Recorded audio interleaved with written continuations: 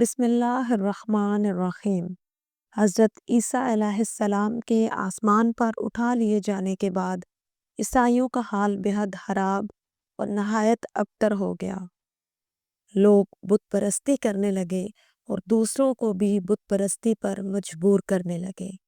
خصوصاً ان کا ایک بادشاہ دقیانوس تو اس قدر ظالم تھا کہ جو شخص بت پرستی سے انکار کرتا یہ اس کو قتل کر ڈالتا تھا۔ اصحاب کہف شہر افسوس کے شرفاء تھے جو بادشاہ کے معزز درباری بھی تھے، مگر یہ لوگ صاحب ایمان اور بت پرستی سے انتہائی بیزار تھے۔ دقیانوس کے ظلم و جبر سے پریشان ہو کر یہ لوگ اپنا ایمان بچانے کے لیے اس کے دربار سے بھاگ نکلے اور قریب کے پہاڑ میں ایک غار کے اندر پناہ گزین ہوئے اور سو گئے، تو 300 برس سے زیادہ عرصے تک اسی حالت میں سوتے رہ گئے۔ دقیانوس نے جب ان لوگوں کو تلاش کیا اور اس کو معلوم ہوا کہ یہ لوگ غار کے اندر ہیں تو وہ بہت ناراض ہوا اور غیظ و غضب میں یہ حکم دے دیا کہ غار کو ایک سنگین دیوار اٹھا کر بند کر دیا جائے تاکہ یہ لوگ اسی میں رہ کر مر جائیں اور وہی غار ان لوگوں کی قبر بن جائے۔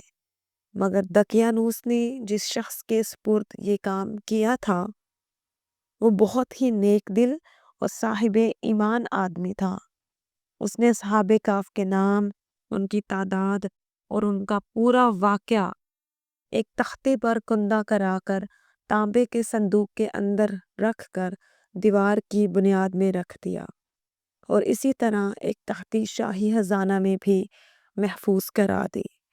کچھ دنوں کے بعد دقیانوس بادشاہ مر گیا اور سلطنتیں بدلتی رہیں، یہاں تک کہ ایک نیک دل اور انصاف پرور بادشاہ جس کا نام بیدروس تھا تخت نشین ہوا، جس نے 68 سال تک بہت شان و شوکت کے ساتھ حکومت کی۔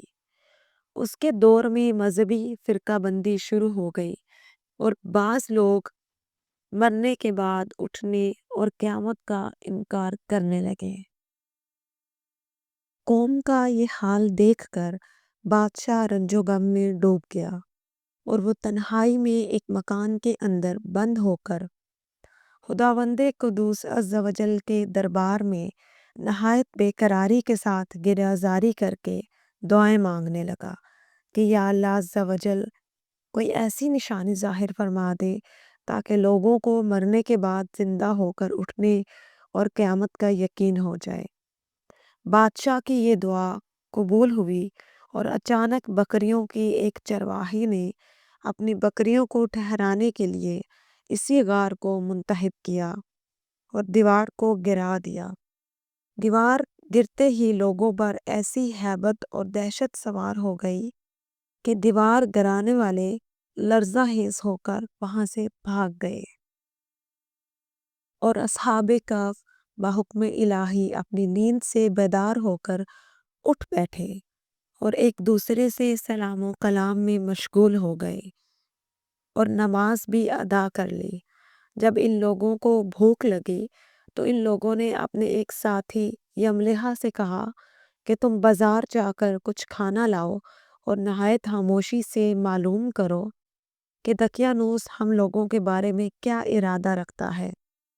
یملحا غار سے نکل کر بازار گئے اور یہ دیکھ کر حیران رہ گئے کہ شہر میں ہر طرف اسلام کا چرچا ہے اور لوگ اعلانیہ حضرت عیسیٰ علیہ السلام کا کلمہ پڑھ رہے ہیں۔ یملحا یہ منظر دیکھ کر محو حیرت ہو گئے کہ الہی یہ ماجرا کیا ہے کہ اس شہر میں تو ایمان و اسلام کا نام لینا بھی جرم تھا، آج یہ انقلاب کہاں سے اور کیوں کر آ گیا ہے۔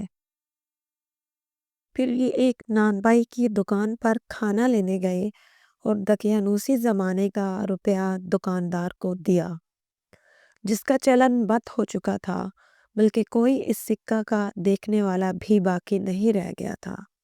دکاندار کو شبہ ہوا کہ شاید اس شخص کو کوئی پرانا خزانہ مل گیا ہے، چنانچہ دکاندار نے ان کو حکام کے سپرد کر دیا۔ اور حکام نے ان سے خزانے کے بارے میں پوچھ گچھ شروع کر دی اور کہا کہ بتاؤ خزانہ کہاں ہے؟ یملیحا نے کہا کوئی خزانہ نہیں ہے، یہ ہمارا ہی روپیہ ہے۔ حکام نے کہا کہ ہم کس طرح مان لیں کہ روپیہ تمہارا ہے؟ یہ سکہ 300 برس پرانا ہے اور برسوں گزر گئے کہ اس سکہ کا چلن بند ہو گیا اور تم ابھی جوان ہو، لہذا صاف صاف بتاؤ کہ معاملہ حل ہو جائے۔ یہ سن کر یملیحا نے کہا کہ تم لوگ یہ بتاؤ کہ دقیانوس بادشاہ کا کیا حال ہے؟ حکام نے کہا کہ آج روئے زمین پر اس نام کا کوئی بادشاہ نہیں ہے۔ ہاں، سینکڑوں برس گزر گئے کہ اس نام کا ایک بے ایمان بادشاہ گزرا ہے جو بت پرست تھا۔ یملیحا نے کہا کہ ابھی کل ہی تو ہم لوگ اس کے خوف سے اپنے ایمان اور جان کو بچا کر بھاگے ہیں۔ میرے ساتھی قریب ہی کے ایک غار میں ہیں، تم لوگ میرے ساتھ چلو، میں تم لوگوں کو ان سے ملا دوں۔ چنانچہ حکام اور عمائدین شہر کثیر تعداد میں اس غار کے پاس جا پہنچے۔ اصحاب کہف یملیحا کے انتظار میں تھے۔ جب ان کی واپسی میں دیر ہوئی تو ان لوگوں نے یہ خیال کر لیا کہ شاید یملیحا گرفتار ہو گئے، اور جب غار کے منہ پر بہت سے آدمیوں کا شور و غوغا ان لوگوں نے سنا تو سمجھ بیٹھے کہ غالباً دقیانوس کی فوج ہماری گرفتاری کے لیے آن پہنچی ہے۔ تو یہ لوگ نہایت اخلاص کے ساتھ ذکر الہی اور توبہ و استغفار میں مشغول ہو گئے۔ حکام نے غار پر پہنچ کر تانبے کا صندوق برآمد کیا اور اس کے اندر سے تختے نکال کر پڑھا تو اس تختے پر اصحاب کہف کا نام لکھا تھا، اور یہ بھی تحریر تھا کہ یہ مومنوں کی جماعت اپنے دین کی حفاظت کے لیے دقیانوس بادشاہ کے خوف سے اس غار میں پناہ گزین ہوئی ہے۔ تو دقیانوس نے خبر پا کر ایک دیوار سے ان لوگوں کو غار میں بند کر دیا ہے۔ ہم یہ حال اس لیے لکھتے ہیں کہ جب کبھی بھی یہ غار کھلے تو لوگ اصحاب کہف کے حال پر مطلع ہو جائے۔ حکام تختے کی عبارت پڑھ کر حیران رہ گئے اور ان لوگوں نے اپنے بادشاہ بیدروس کو اس واقعہ کی اطلاع دی۔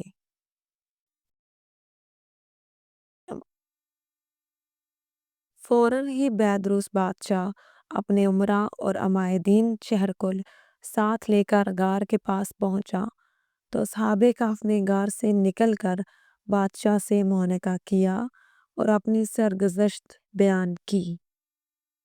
بیدروس بادشاہ سجدہ میں گر کر خداوند قدوس کا شکر ادا کرنے لگا کہ میری دعا قبول ہو گئی اور اللہ تعالیٰ نے ایسی نشانی ظاہر کر دی جس سے موت کے بعد زندہ ہو کر اٹھنے کا ہر شخص کو یقین ہو گیا۔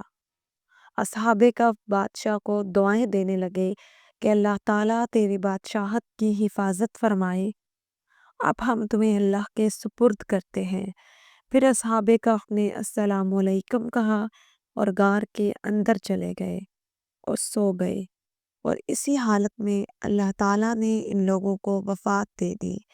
بیدروس نے سال کی لکڑی کا صندوق بنوا کر اصحاب کہف کی مقدس لاشوں کو اس میں رکھوا دیا، اور اللہ تعالیٰ نے اصحاب کہف کا ایسا رعب لوگوں کے دلوں میں پیدا کر دیا کہ کسی کی یہ مجال نہیں کہ غار کے منہ تک جا سکے۔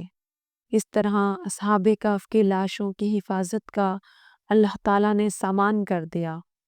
پھر بیدروس بادشاہ نے غار کے منہ پر ایک مسجد بنوا دی اور سالانہ ایک دن مقرر کر دیا کہ تمام شہر والے اس دن عید کی طرح زیارت کے لیے آیا کریں۔ حضرت عبداللہ بن عباس رضی اللہ تعالی عنہ نے فرمایا کہ اصحاب کہف کی تعداد 7 ہے اور 8واں ان کا کتا ہے۔